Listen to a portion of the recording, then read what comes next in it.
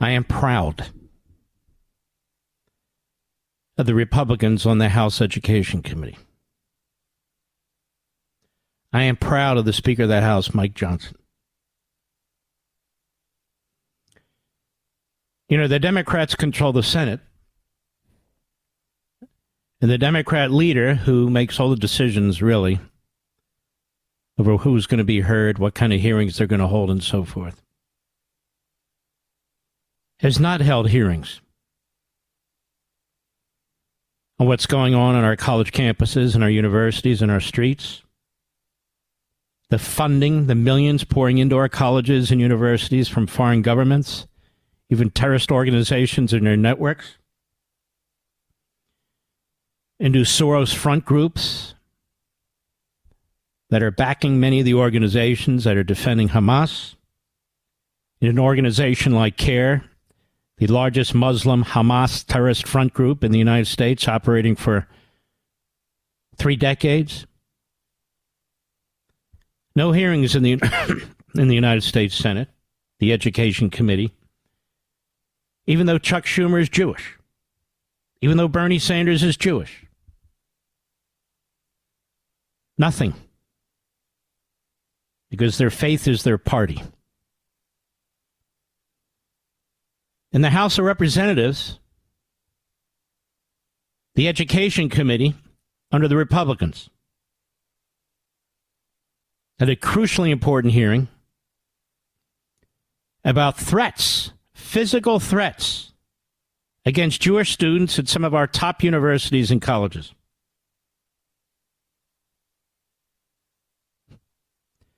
There was a brief press conference beforehand with the Speaker of the House, Johnson. And 4 of those students spoke. I watched every minute of it. Talking about hiding, having to lock themselves in dorm rooms, having to take off their mezuzahs or their yarmulkes or their Star of David around their neck. Literally traveling from their dorm room to class in great fear. Things being said to them that are truly grotesque. Where's Joe Biden today? Joe Biden was at a fundraiser in Boston, meeting with a former chairman of J Street. J Street is an organization of self-hating Jews that oppose Israel. It's a radical, left-wing, mostly Democrat operation, where Democrats like Biden and Blinken and others like to go,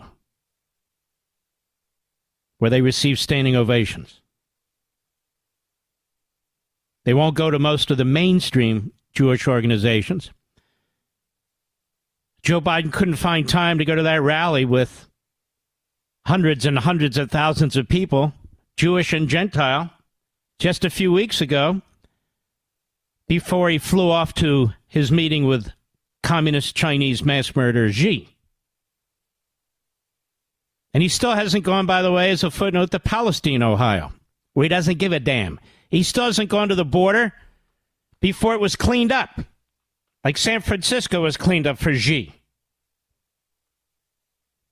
The Democrat Party looks more and more like these third world or even first world autocratic regimes than like a party of a free people. Than like a party of a free people. Now, I want to talk a little bit about something that's very unpleasant. But before I do that, Mr. Producer, I want you folks to hear some of what was said today by these students. I want you folks to hear somewhat of what took place in this committee. I want you to know that the Fox News channel was the only cable or network channel to cover live what these students were saying about threats that are being made to them because they're Jewish. And I guarantee that if we were talking about any other minority, that every single one of these news platforms would have been covering this story live. that the Attorney General of the United States couldn't hide under his desk at the Department of Justice, that a President of the United States couldn't go off to a fundraiser in the middle of the day without being severely criticized. If you replace Jewish students with African American students or Muslim students, you'd be hearing a very different story tonight. You'd be seeing a very different story throughout the day.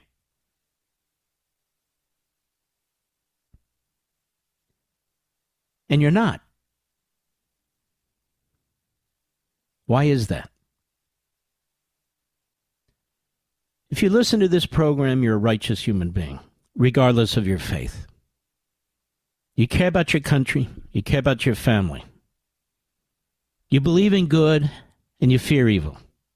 You know right from wrong. People of faith, all faiths, to one degree or another. You understand. But to be lectured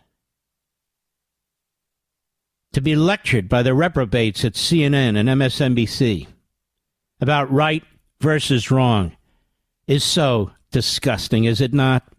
With their moral equivalency, their censorship. It really is grotesque. And that's our media. We are now plagued with a poisonous, cancerous, radical left-wing, American-hating, Israel-hating, in many respects, Jew-hating, Hamas-loving media.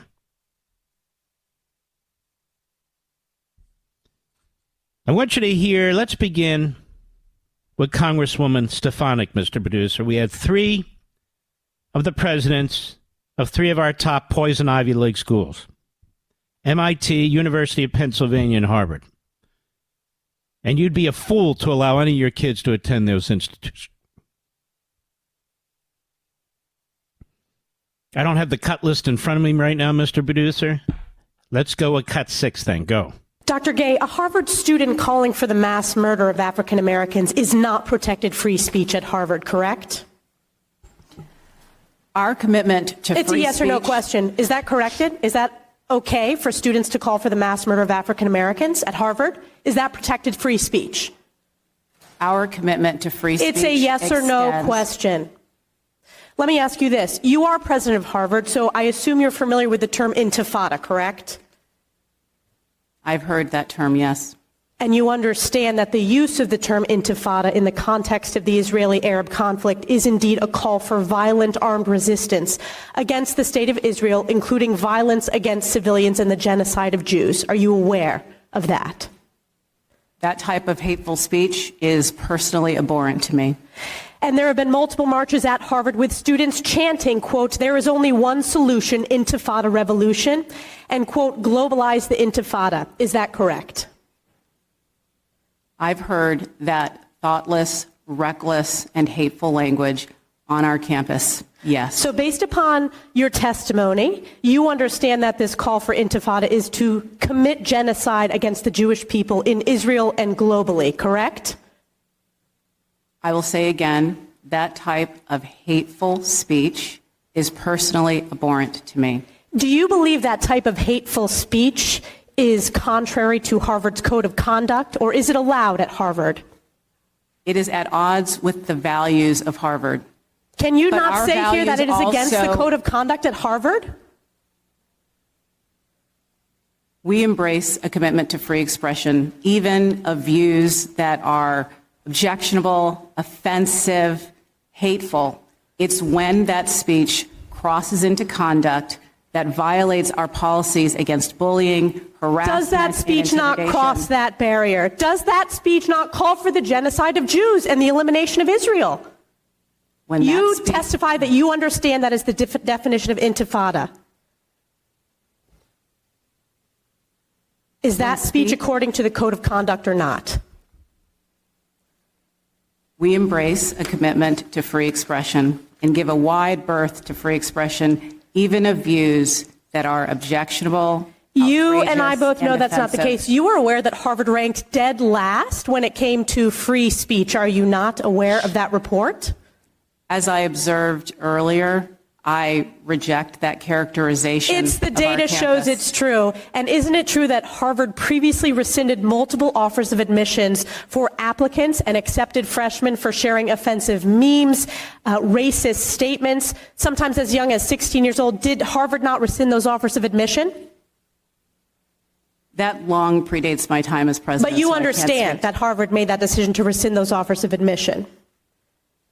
I have no reason to contradict the facts as you present them. Correct, because it's a fact. You're also aware that a Winthrop House faculty dean was let go over who he chose to legally represent, correct? That was while you were dean.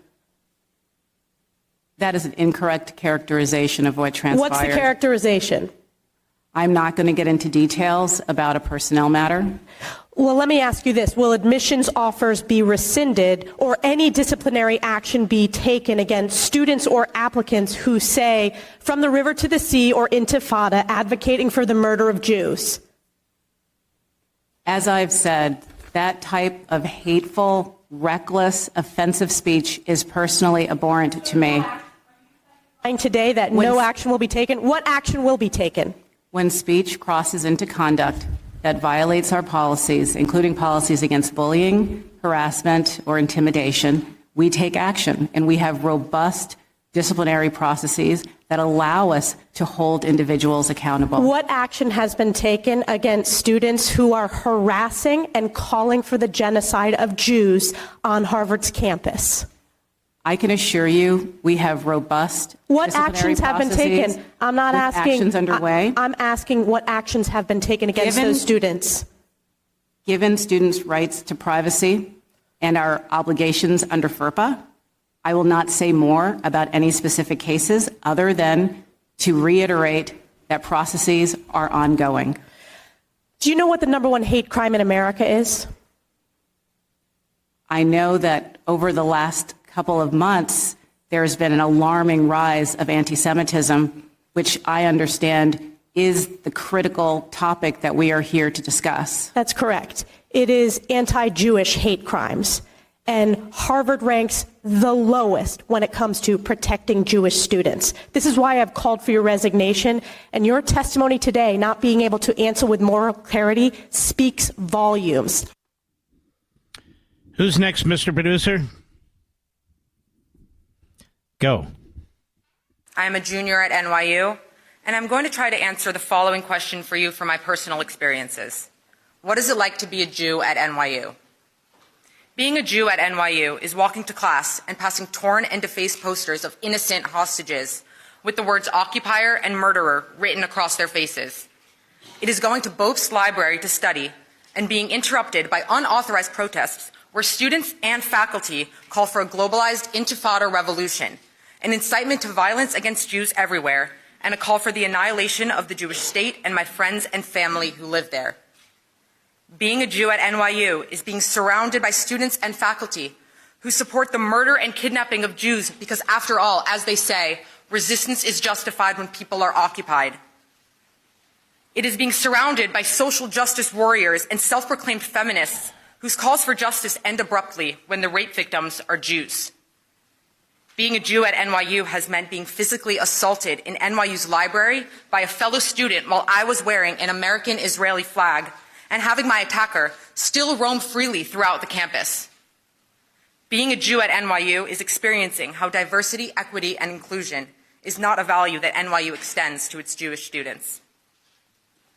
Since October 7th, the unmistakable anti-Semitism that I've experienced on campus is reminiscent of the Jew hatred I've heard about from my grandparents, Holocaust survivors, who experienced I have to firsthand. stop there because of a hard break, but you get the gist of this. I wanted to get to, what I will get to, is the back and forth with the University of Pennsylvania president, Liz McGill, and Representative Jim Banks.